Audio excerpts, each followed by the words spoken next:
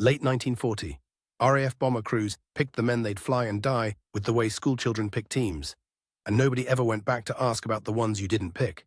If you've traced a grandfather's war or gone quiet in a documentary wanting one man in one cold turret instead of a room full of maps, this moment was yours long before it was anyone's. Here's how it worked. Strangers milled around a room, sized each other up, shook hands, 5 names went on a board. That was the entire process.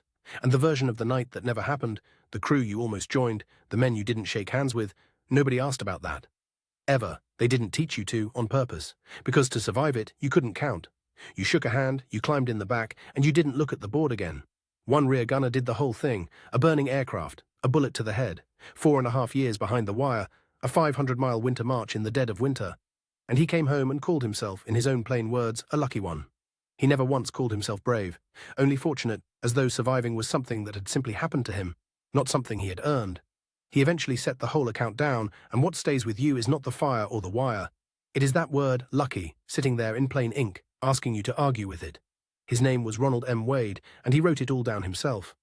Last Man Out is his memoir, the 7-second decision that saved a crewmate 4.5 years across 4 German camps and the Long March West in the winter of 1945.